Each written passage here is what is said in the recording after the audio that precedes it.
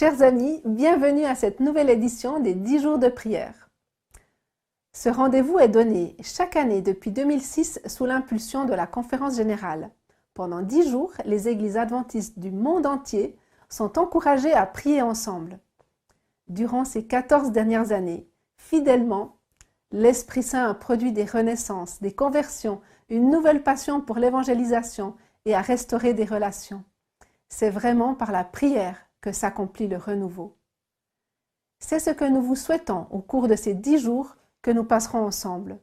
Nous vous accompagnerons quotidiennement à la quête de ce renouveau spirituel à travers un message biblique présenté par le pasteur Rickson Nobre, un chant et un témoignage. Dieu veut faire de grandes choses dans nos vies. Faisons le pacte durant ces quelques jours de nous attacher à cette vérité coûte que coûte. Unissons nos cœurs aux siens, tendons nos mains pour recevoir ses bénédictions et laissons-le nous surprendre par sa présence en nous. Et pour entrer joyeusement dans ce processus, ouvrons nos bouches pour le louer, comme gage de notre foi et d'ores et déjà de notre reconnaissance pour tout ce qu'il fera. Si vous avez un souci ou une peine, vous pouvez nous contacter. Contactez notre équipe de prière. Elle s'associera à vous pour les présenter devant notre Dieu durant toute la durée de ces 10 jours de prière. N'hésitez pas à tous les soumettre avec le lien qui se trouve en bas de cette vidéo. Nous allons maintenant vivre un temps de louange, de témoignage sur la prière et la foi et de partage de la parole. Bon programme à vous dans la présence de notre Dieu.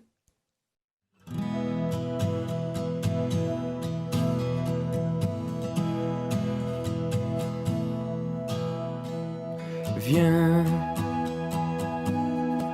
Saint-Esprit, viens par ton vent, remplir le temple que je suis. Oh, viens, Saint-Esprit, souffle puissant, brise d'amour, courant de vie. Souffle sur moi, souffle sur moi, souffle, souffle sur moi, souffle sur moi, souffle, souffle sur moi, souffle vent de Dieu. Viens, Saint-Esprit, viens par ta pluie, mouiller la terre que je suis. Oh, viens, Saint-Esprit, flot impétueux, source d'amour, fleuve de vie, coule sur moi, coule sur moi, coule, coule sur moi, coule sur moi, coule, coule sur moi, coule pluie de Dieu. Viens, Saint-Esprit, viens par ton feu, brûler l'offrande que je suis. Oh, viens, Saint-Esprit, feu dévorant, brasier d'amour, flamme de vie. Embrase-moi, embrase-moi, brûle. Embrase-moi, embrase-moi, brûle. Embrase-moi, brûle.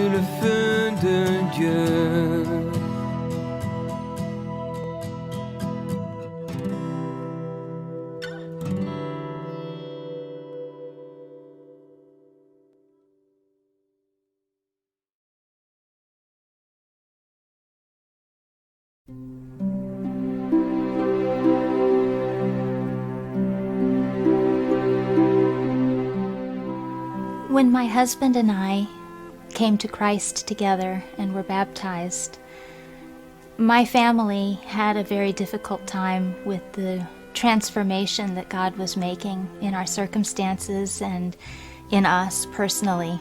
My husband and I tried to bridge that gap and to make peace, to reconcile with my parents. And eventually it got to the point where my parents told me that as far as they were concerned, I didn't exist. That was a painful time dealing with the rejection, but what complicated it even more than that was that they seemed to be influencing my brother as well. And I eventually got a letter from my brother in February telling me that he didn't want to have anything to do with me or my husband or our children. At the time, I was reading a book about the story of Esther in the Bible, and the author in this book talked about the situation of Esther being like a pineapple upside down cake. He brought out the fact that the Jews and Esther and Mordecai didn't have to work to defend themselves, to justify themselves, that God did all of that for them, orchestrating circumstances and events in their behalf. And I was convicted that a character flaw of mine is the need to justify myself when I feel poorly treated or falsely accused. And so I was convicted that I should just be still and that I should just pray and wait for God to resolve this situation. I replied to my brother, just telling him that I didn't understand why he needed to do this, but that I respected his wishes and that I loved him still. And then I waited, praying, trusting that God would work everything out. 7 months went by, and that 7 months was difficult. I grieved, and I prayed, and I waited, and it seemed like nothing was happening.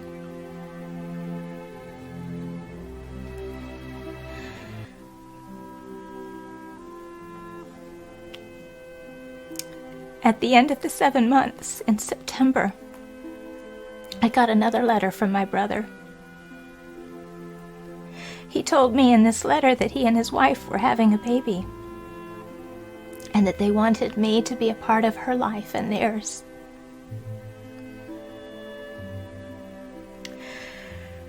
And so, of course, I immediately called him and arranged to travel to where they were having their baby. And I was able to be present and be a part of the birth of my niece, and to reconcile with my brother and his wife.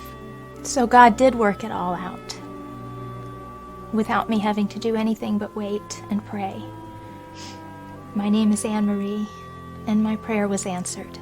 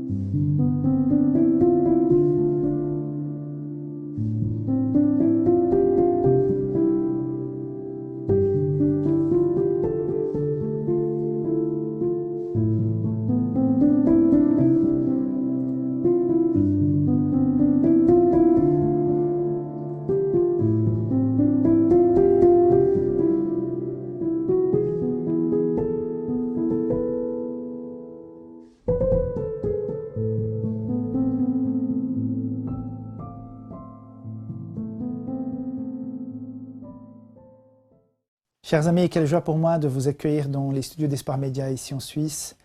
Depuis plusieurs années déjà, nous partageons avec le plus grand nombre cette belle démarche lancée par la Conférence Générale en 2006, où les adventistes et leurs amis prient ensemble dans le monde entier pour un réveil spirituel de l'Église. Les 10 jours de prière sont devenus petit à petit un moment très fort au sein de l'Église adventiste en chaque début d'année. L'année dernière, nous avons pu faire des podcasts quotidiens avec des messages. Cette année, grâce au nouveau studio, nous pouvons vous offrir ce contenu au format vidéo. Donc, résumons un petit peu les choses et les possibilités surtout. Si vous aimez lire les messages, elles sont disponibles sur notre site d'information adventistmagazine.com. Si vous préférez le format podcast pour les écouter, ils sont disponibles sur le site de notre radio, espoir-radio.com. Ou bien, si vous préférez regarder les vidéos, vous pouvez les visionner sur adventplay.tv, notre chaîne streaming, ou bien sur notre chaîne YouTube d'Espoir Média. Dans tous les cas, nous souhaitons que vous puissiez vivre une belle démarche spirituelle pendant ces 10 jours de prière. Chaque vidéo sera disponible la veille dès 19h, l'heure en Suisse.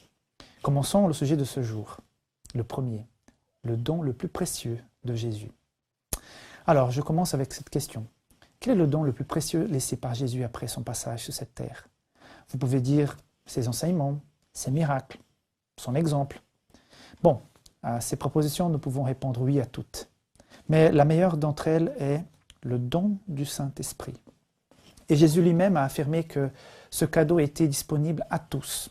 Il suffit de le demander, comme indiqué dans l'évangile de Luc, dans le chapitre 11 que nous allons pas mal étudier aujourd'hui, au verset 13, où il est dit ceci. « Combien plus votre Père Céleste donnera-t-il le Saint-Esprit à ceux que le lui demandent ?» Seigneur, enseigne-nous à prier, ont supplié les disciples. Ils ont été témoins de la connexion quotidienne et directe de Jésus avec son Père. Et ils aspiraient à la même puissance dans leur propre vie. Jésus a répondu par une leçon de prière mémorable, divisée en 3 parties dans ce chapitre. Tout d'abord, le Notre Père. Ensuite, la parabole d'un ami arrivant à minuit et surtout, un appel crucial à demander continuellement le Saint-Esprit. Alors, penchons-nous sur ce chapitre 11 de l'évangile de Luc pour nous approprier de ce message de Jésus. Dans cette parabole, un homme n'a rien à offrir à son ami visiteur qui débarque au milieu de la nuit sans avertir. Donc, cet homme, l'hôte, il se précipite chez son voisin et lui demande de quoi nourrir son visiteur, en expliquant « Je n'ai rien à lui offrir ». Il insiste jusqu'à recevoir enfin du pain de ce voisin. Mais que veut dire cette histoire? Que veut Jésus nous apprendre avec ce récit? Cette histoire montre que pour avoir quelque chose à partager avec les autres, il est important au préalable de venir à Jésus.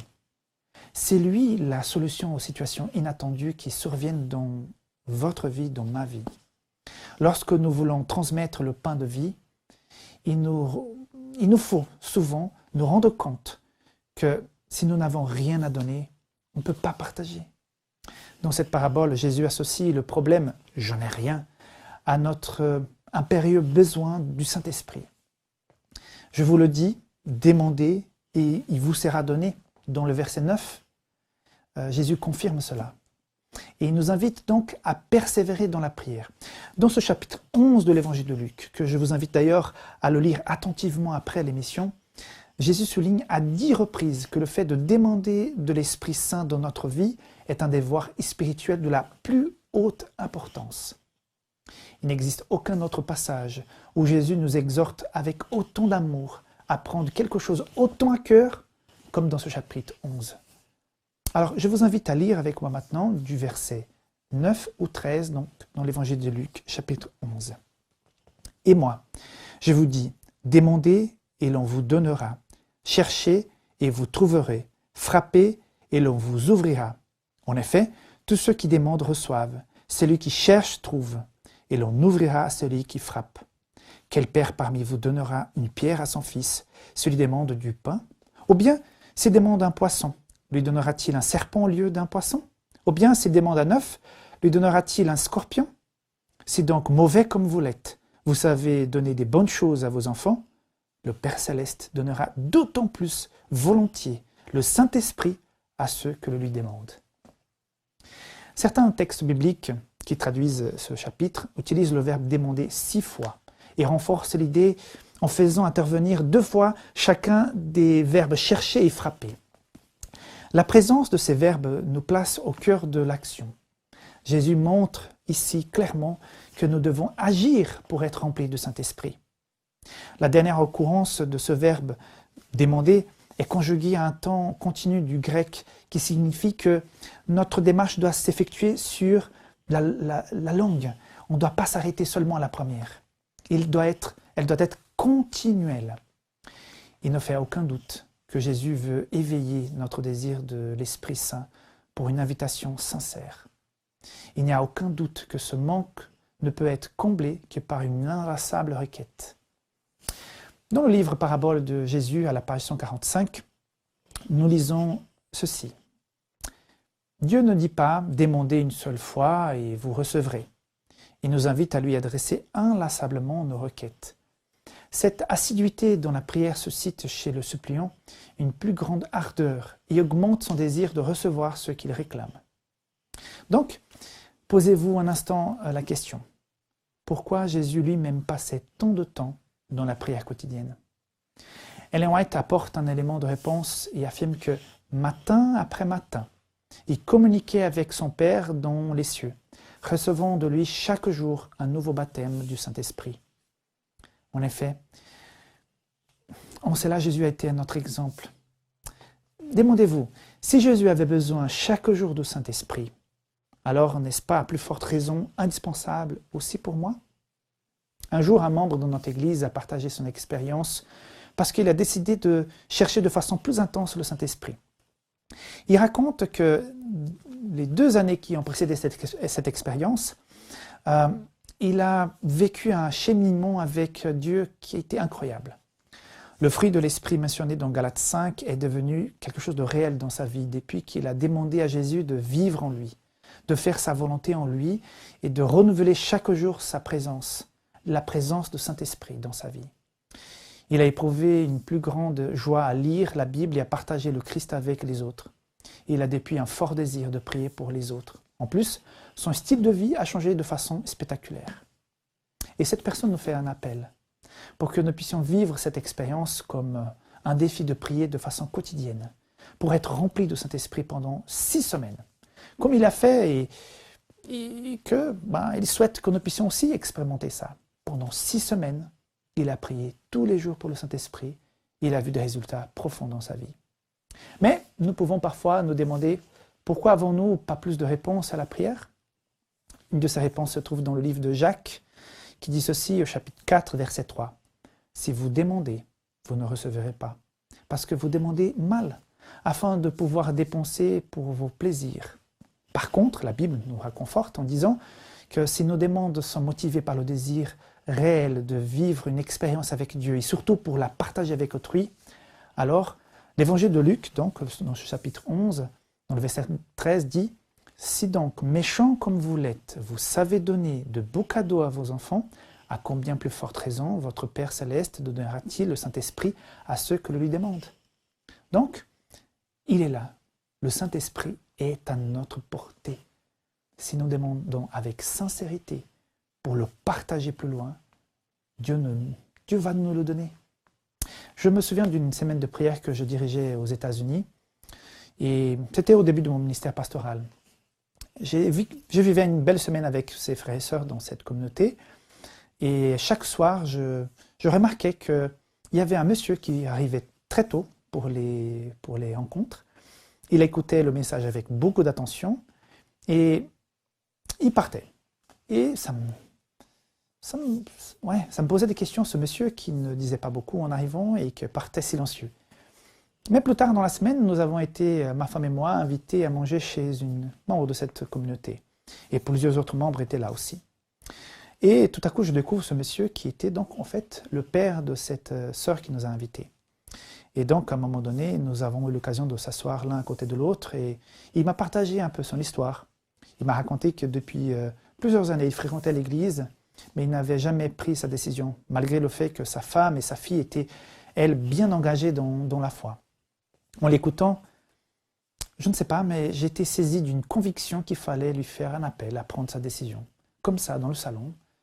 Il n'y avait apparemment rien qui l'empêchait. Je ne sais pas pourquoi il était bloqué, mais il manquait quelque chose. Et puis, en regardant droit dans ses yeux, je lui ai dit son nom et j'ai rajouté « J'ai la profonde conviction que Dieu m'a envoyé dans ton église pour que finalement tu prennes ta décision. » je vais m'organiser avec le pasteur d'ici, de cette communauté, pour que tu puisses te faire baptiser sabbat prochain, à la fin de la semaine de prière. » Là, il m'a regardé les yeux grands ouverts, il a réfléchi et il m'a dit « Oui, je veux bien, c'est le moment. » Bon, alors j'ai dit « Amen », j'ai prié avec lui et j'ai dit que j'allais voir le pasteur. Plus tard, encore dans la soirée, finalement c'est une grande maison, hein, je croise finalement sa fille qui était occupée avec les autres dames. Et puis je lui dis, écoute, j'ai parlé à ton papa, donc il a accepté de se faire baptiser et peut-être on va pouvoir faire ça sabbat prochain. Elle me regarde avec des yeux tout grands et elle dit qu'elle ne me croyait pas. Et effectivement, elle ne me croyait pas. Elle est allée voir son père qui a confirmé sa décision. Et là, elle a commencé devant tout le monde à prier, à pleurer et à prier en remerciant à Dieu pour cette décision. Parce que depuis tant d'années, elle a demandé avec sa maman que son papa puisse prendre cette décision. Et quelle joie fut ce sabbat après-midi quand j'ai pu, en présence de toute cette famille, et surtout de la maman et de la fille qui ont tant insisté auprès de Dieu pour ce miracle, donc de pouvoir baptiser cette personne. Mes amis, après tant d'années, un jeune pasteur passe, il a été juste utilisé pour poser la bonne question au bon moment. Mais cette prière, cette demande, elle était présentée à Dieu depuis des années. Donc, prions sans cesse, parce que à ce moment-là, Dieu a répondu. Et pour vous, ça sera peut-être plus tôt, plus tard. Mais même quand Dieu dit non, il est en train de vous répondre et de vous bénir. Le temps de Dieu n'est pas le nôtre. Tôt ou tard, on verra qu'il était là et qu'il sera tout le temps là. Apprenons à lui faire confiance. Appuyons-nous sur sa promesse. Dieu veut nous donner la vie en abondance. Le Seigneur peut faire couler des fleuves de vivre en ceux qui croient.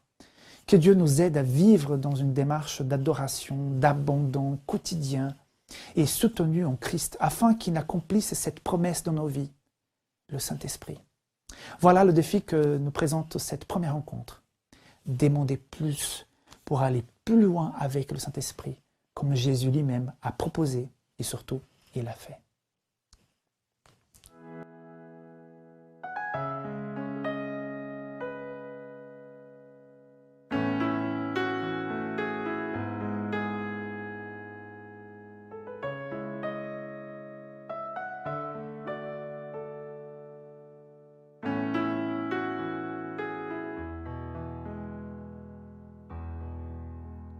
De jour en jour, l'ovale se relève et mes yeux éblouis découvrent ta lumière. Tu as mis tes lois dans mon cœur et mes pensées deviennent tes pensées. Tu fais brûler en moi la flamme de l'esprit. Dans mon cœur, tu as placé des chemins tout tracés. Tu as changé mes haillons en vêtements de fête. Tu as fait de moi une source d'eau que plus rien n'arrête, un miroir pour que je te reflète. Je me sens indigne de toi. Comment peux-tu m'aimer et me pardonner? Tu m'as aimé tel que je suis.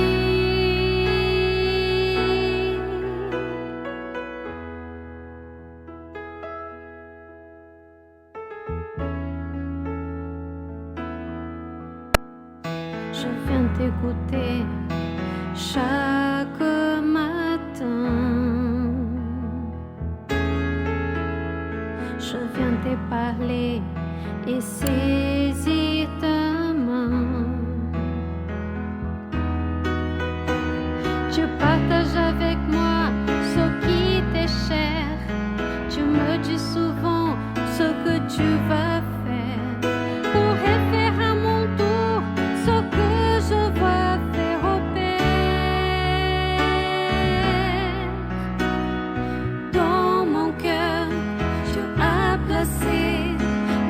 chemin tout tracé. Tu as changé mes haillons en vêtements de fête. Tu as fait de moi une source d'eau que plus rien n'arrête. Un miroir pour que je te reflète.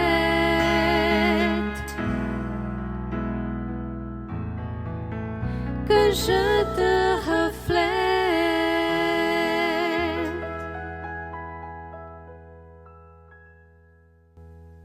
Chers amis, Dieu a commencé à parler à travers le pasteur Rickson que nous remercions. Le premier défi est lancé, celui de nous engager à demander quotidiennement l'effusion du Saint-Esprit en nous. Êtes-vous prêts à commencer dès aujourd'hui? Si votre réponse est oui, alors voici un deuxième défi qui va de pair avec le premier. Priez quotidiennement pour des personnes de votre entourage. Choisissez-en 5 à 7 d'entre elles. Ce peut être des parents, des amis, des collègues, des voisins ou simplement des connaissances. Prenez le temps de demander à Dieu pour qui il voudrait que vous priez. Demandez lui aussi de susciter en vous le désir de prier ardemment pour chacune d'elles.